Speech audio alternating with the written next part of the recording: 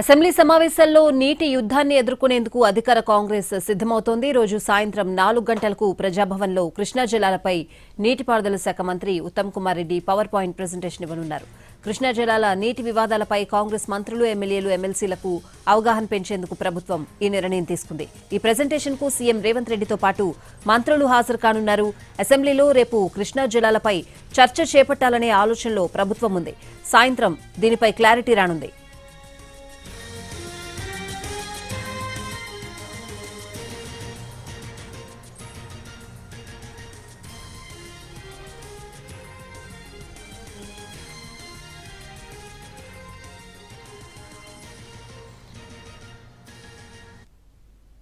Assembly సమావేశాల్లో నీటి యుద్ధాన్ని ఎదుర్కొనేందుకు అధికార కాంగ్రెస్ సిద్దమవుతోంది. రోజు సాయంత్రం 4 గంటలకు ప్రజాభవన్లో కృష్ణా జలాలపై నీటిపారుదల శాఖ మంత్రి Uttam Kumar Reddy power point presentation ఇవ్వనున్నారు.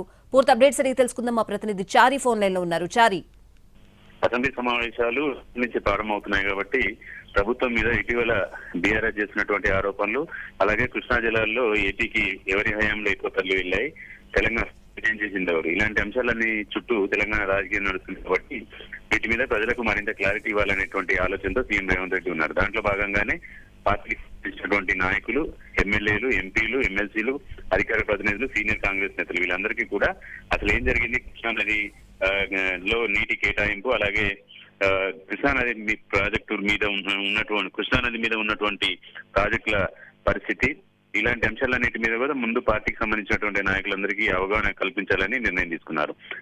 ప్రధానంగా సాయంత్రం ప్రజాభవన్లో 4 గంటలకి సీఎం రేవంత్ రెడ్డి, మంత్రులు, ఎమ్మెల్యేలు అందరూ కూడా ఈ పవర్ ప్రెజెంటేషన్ కి హాజరు కాబోతున్నారు. ఉత్తమ్ కుమార్ రెడ్డి ఇరిగేషన్ శాఖ మంత్రిగా ఉన్నారు కాబట్టి ఆయన పవర్ పాయింట్ ప్రెజెంటేషన్ ఇవ్వబోతున్నారు. ముందు పార్టీలో ఉన్నటువంటి నాయకులందరికీ పూర్తి స్థాయిలో అవగాహనని కల్పించడం, రేపు అసెంబ్లీలో చర్చకు పెట్టాలనేటువంటి ఆలోచన కూడా ప్రభుత్వం ఉంది కాబట్టి ధీటుగా ఎదుర్కోవడానికి ప్రభుత్వ విప్పులు, మంత్రులందరినీ కూడా సంసిద్ధం చేస్తుంది party. Right Chari, thanks for the updates.